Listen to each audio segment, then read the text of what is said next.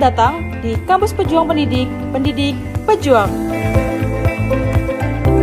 Universitas Veteran Bangun Nusantara merupakan institusi pendidikan tinggi yang memiliki motivasi untuk mencetak lulusan yang mandiri, unggul, profesional, berkarakter, dan memiliki nilai-nilai kejuangan.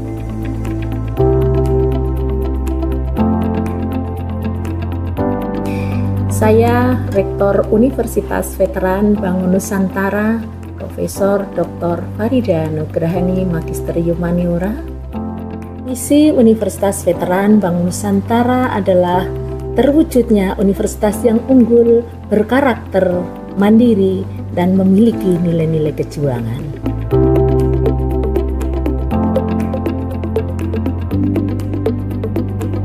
Univet bisa, Univet jaya, Univet unggul luar biasa.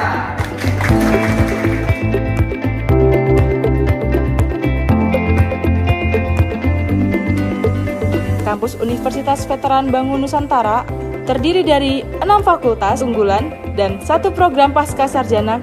Univet Bantara memiliki peringkat ke-97 antar perguruan tinggi se-Indonesia, dilansir melalui website EduRank.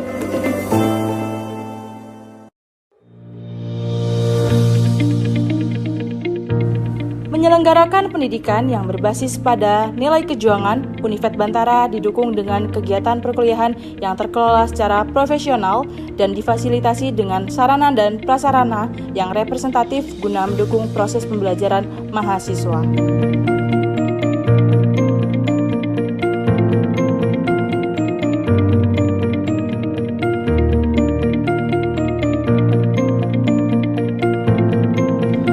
Univet Bantara secara intens melaksanakan penelitian guna menunjang pengembangan iptek dan sosial budaya sekaligus sebagai wadah untuk memberikan kompetensi serta keahlian khusus untuk mahasiswa dalam menyongsong masa depan yang penuh dengan tantangan.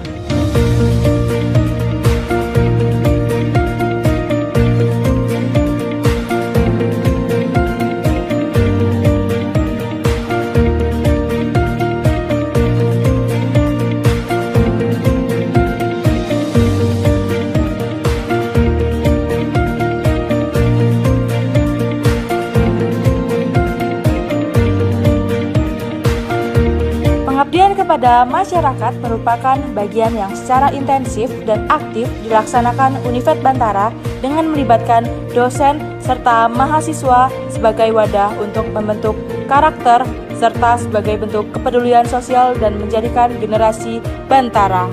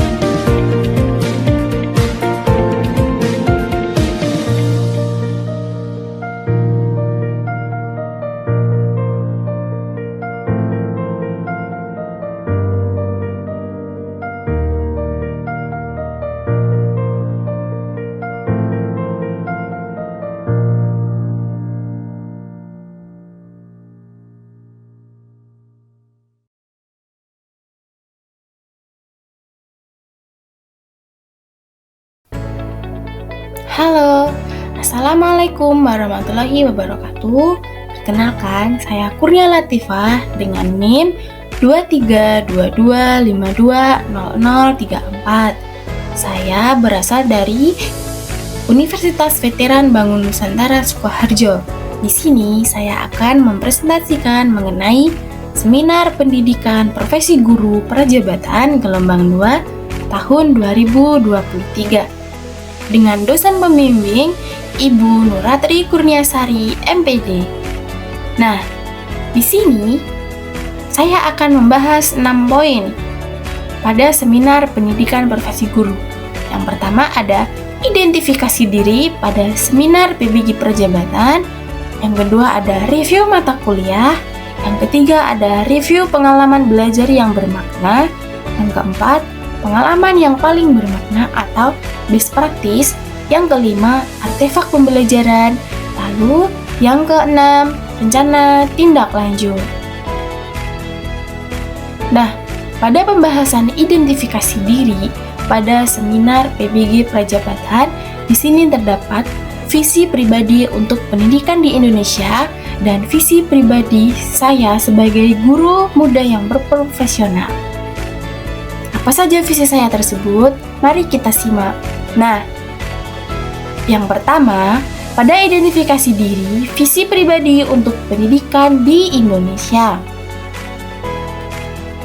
Visi saya untuk pendidikan Indonesia yaitu mewujudkan pendidikan berkualitas dan merata, serta mempersiapkan generasi yang siap beradaptasi dengan dunia digital dan berdaya saing global beriringan dengan pemahaman pendidikan karakter profil pelajar Pancasila.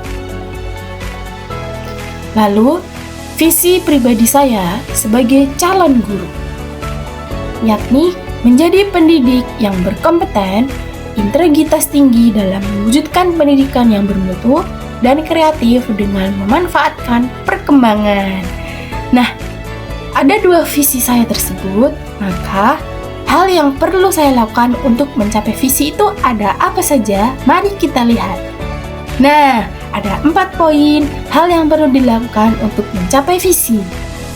Menurut saya, yang pertama, mengembangkan diri dengan mengikuti perkembangan pendidikan dan dunia digital.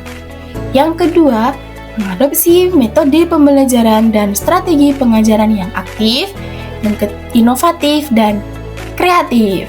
Yang ketiga, berperilaku baik dan menanamkan pendidikan karakter bagi peserta didik. Yang terakhir, ada berkolaborasi dengan orang tua dalam proses pendidikan. Nah, dengan adanya 4 hal yang perlu untuk mencapai visi tersebut, semoga visi saya menjadi calon guru dan menjadi pendidik di Indonesia semoga tercapai. Lalu, pembahasan yang kedua ada apa? Nah, ini pembahasan yang kedua ada review mata kuliah. Di sini, saya mengambil 3 mata kuliah yang menurut saya itu berpengaruh pada untuk bekal saya kedepannya menjadi seorang calon guru. Ada apa saja mata kuliahnya? Yang pertama ada pembelajaran berdiferensiasi, pemahaman tentang peserta didik dan pembelajarannya. Lalu yang ketiga ada praktik pengalaman lapangan. Nah, yang pertama saya akan membahas mengenai pembelajaran berdiferensiasi terlebih dahulu. Bagaimana penjelasannya? Mari kita simak. Nah, di sini pembelajaran berdiferensiasi. Pada pembelajaran ini, saya lebih memahami secara mendalam tentang keberagaman peserta didik pada proses pembelajaran peserta didik. Dikelompokkan sesuai dengan kebutuhan belajar yang dimiliki. Kebutuhan belajar terdiri dari gaya belajar, kesiapan belajar, dan minat bakat peserta didik. Maka, dengan adanya ketiga kebutuhan belajar tersebut, kita dapat mengelompokkan kebutuhan belajar sesuai dengan peserta didik sesuai dengan kebutuhan belajar yang ia miliki. Nah, selain memahami dengan kebutuhan belajar tersebut, saya juga mempelajari strategi pembelajaran dan evaluasi pembelajaran. Hal ini membantu saya memahami bagaimana merancang kebutuhan belajar sesuai dengan individu peserta didik. Jika ada siswa yang tertarik dengan seni dan musik, maka mereka dapat memilih untuk fokus pada minat bakat tersebut. Dengan memberikan pilihan ini, siswa akan lebih termotivasi untuk belajar karena mereka dapat belajar sesuai minat dan kebutuhan mereka sendiri, agar tujuan belajar yang kita laksanakan itu tercapai. Lalu yang kedua ada pemahaman peserta didik dan pembelajarannya.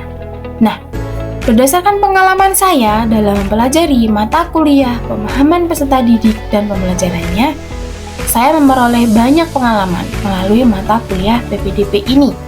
Di antaranya, apa saja?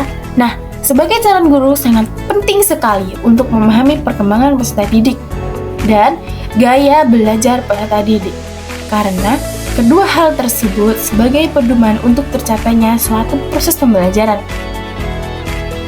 Sebagai seorang guru yang harus menjadi teladan, terutama pembelajaran yang diberikan harus bermakna bagi peserta didik, sehingga memerlukan strategi pembelajaran yang dimodifikasi sesuai dengan kebutuhan peserta didik. Hal tersebut tentunya sesuai dengan keberagaman peserta didik yang dilihat dari kebutuhan seperti gaya belajar, minat bakat peserta didik, dan kesiapan belajar. Maka, dengan adanya kebutuhan belajar tersebut, karakteristik peserta didik dapat dikelompokkan menjadi 3 tersebut. Lalu yang terakhir, pada review mata kuliah ini terdapat praktik pengalaman lapangan. Nah, menurut saya, pengalaman yang berguna dan menarik bagi saya saat mengikuti pengalaman praktik mengajar yaitu dapat mengenali lingkungan sekolah dengan semua manajemen di dalamnya, mengamati secara langsung bagaimana pembelajaran yang dilakukan oleh guru, mendapatkan praktik langsung mengajar di kelas dengan bimbingan oleh guru pamong dan juga dosen pembimbing lapangan, serta dapat mengenal dan berkomunikasi dengan peserta didik secara langsung dalam proses pembelajaran. Saya juga mendapatkan ilmu dari guru pamong dan wali kelas terkait karakteristik peserta didik yang sangat berguna sebagai bekal saya ke depannya. Karena memahami karakteristik peserta didik itu sangat penting dan kita dapat dengan mudah untuk mengelompokkan kebutuhan peserta didik tersebut. Serta hal tersebut dapat dijadikan pedoman untuk menyusun perangkat pembelajaran pada saat praktik pembelajaran terbimbing dan mandiri.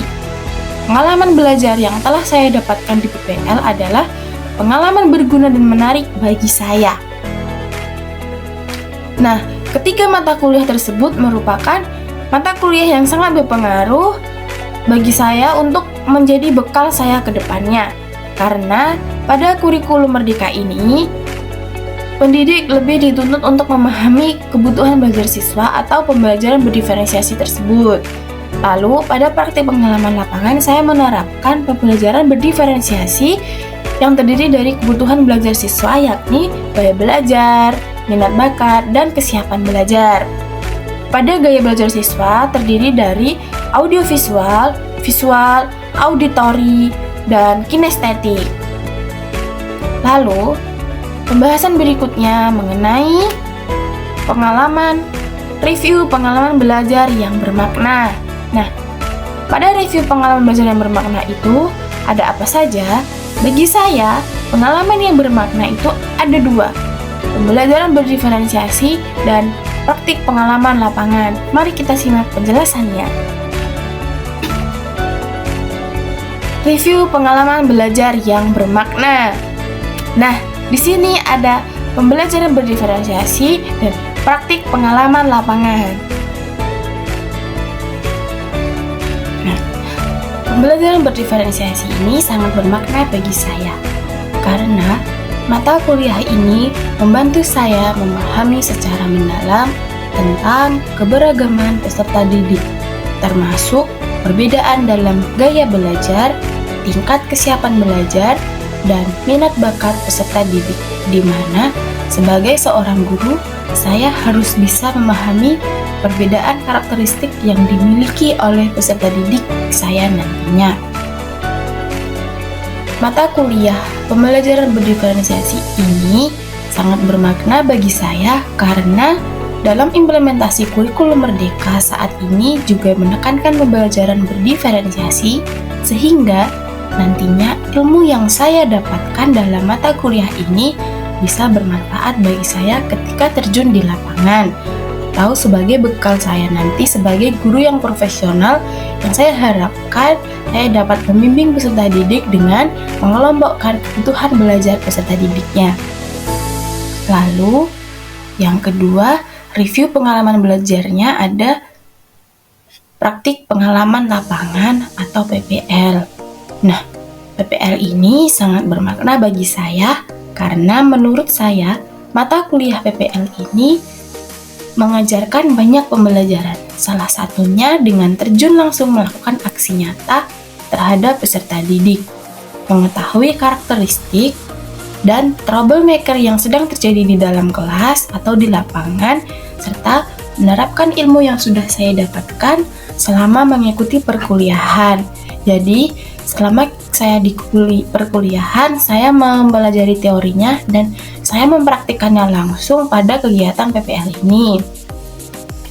Kegiatan PPL ini melatih saya dalam pengalaman nyata sehingga dapat saya gunakan sebagai bekal untuk mengembangkan diri sebagai guru yang profesional. Nah, pada review pengalaman belajar yang bermakna tadi terdapat 2 mata kuliah yang sangat bermakna bagi saya karena kedua hal tersebut merupakan bekal utama saya pada kurikulum Merdeka ini ataupun Merdeka Belajar sebagai bekal saya di masa mendatang. Karena pada saat ini kita dituntut untuk memahami karakteristik serta kebutuhan belajar siswa. Pada pembelajaran berdiferensiasi tersebut, kebutuhan siswa dikelompokkan menjadi 3, yaitu gaya belajar, minat dan bakat, dan yang terakhir ada kesiapan belajar. Nah, dengan kebutuhan belajar tersebut, saya terapkan pada praktik pengalaman lapangan. Maka saya dapat mengetahui bagaimana karakteristik siswa pada saat PPL. Seperti itu. Lalu pembahasan selanjutnya ada pengalaman yang paling bermakna atau best practice. Nah, di sini best practice saya mengambil ada 3 poin. Yang pertama, memahami keberagaman peserta didik. Yang kedua, praktek pengalaman mengajar atau praktek pengalaman lapangan. Lalu yang terakhir itu dari kedua poin tersebut saya mengambil untuk menjadikan artikel publikasi. Berikut saya jelaskan. Yang pertama, memahami keberagaman peserta didik. Nah, di sini ketika saya melaksanakan kegiatan PPL di SDN Johor 1 Sukoharjo, saya bertemu dengan peserta didik yang memiliki keberagaman yang berbeda, terutama pada saat proses pembelajaran. Peserta didik ini memiliki kebutuhan belajar yang berbeda-beda. Perbedaan tersebut menjadi pengalaman bermakna bagi saya karena sebagai guru yang profesional, saya harus memiliki banyak inovasi dan modifikasi proses pembelajaran supaya peserta didik ini termotivasi untuk mengikuti pembelajaran dan tercapainya suatu tujuan pembelajaran. Nah, dengan saya memahami keberagaman peserta didik, maka hal yang saya lakukan yaitu menggunakan pembelajaran berdiferensiasi tadi. Karena yang saya temukan yaitu kebanyakan siswa di sini mengalami mempunyai kebutuhan belajar, gaya belajarnya yaitu yang kinestetik seperti itu. Lalu yang kedua ada pengalaman yang paling bermakna best practice yang kedua yaitu pelaksanaan praktik mengajar. Pada pelaksanaan praktik mengajar di Sekolah Dasar Negeri Johor 1 Sukoharjo, saya menggunakan pendekatan pembelajaran berdiferensiasi serta merancang perangkat pembelajaran berdiferensiasi yang sesuai dengan kebutuhan siswa, yaitu gaya belajar yang terdiri dari kinestetik, auditori, visual, dan audiovisual. Kemudian yang saya lakukan sebelum melaksanakan praktik mengajar, saya mengetahui bahwasanya peserta didik memiliki keberagaman yang berbeda-beda. Hal tersebut yang menjadi tugas bagi saya sebagai pendidik untuk menentukan kebutuhan gaya belajar mereka, yaitu menggunakan angket. Jadi sebelum melakukan praktik mengajar, saya terlebih dahulu untuk melaksanakan atau mengambil angket kepada peserta didik supaya mudah untuk dikelompokkan ke dalam kebutuhan belajar yang mereka miliki. Maka, pelaksanaan praktik mengajar merupakan hal yang paling bermakna bagi saya. Karena dengan pelaksanaan praktik mengajar ini, saya lebih mengetahui bagaimana saya untuk menghadapi kendala ataupun troublemaker pada peserta didik.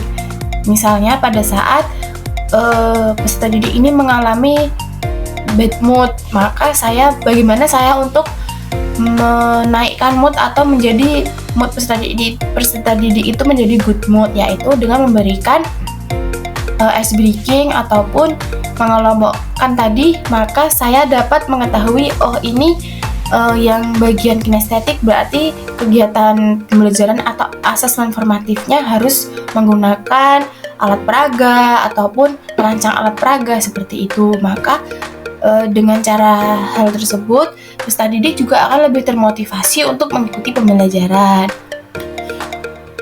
Lalu, poin yang ketiga, dengan adanya poin yang pertama dan kedua tadi, yakni memahami keberagaman peserta didik, lalu yang kedua, pelaksanaan praktik mengajar. Nah, di sini best practice yang terakhir, saya menyusun artikel publikasi yang berhubungan dengan pembelajaran berdiferensiasi. Mengapa? Karena dalam praktik baik yang saya susun pada pengalaman belajar mengenai pembelajaran berdiferensiasi, saya menyusun artikel berdiferensiasi yang sudah saya terapkan pada saat praktik pengalaman lapangan, yang berjudul Implementasi Pembelajaran Berdiferensiasi berbasis dimensi bergotong royong profil pelajar Pancasila di sekolah dasar.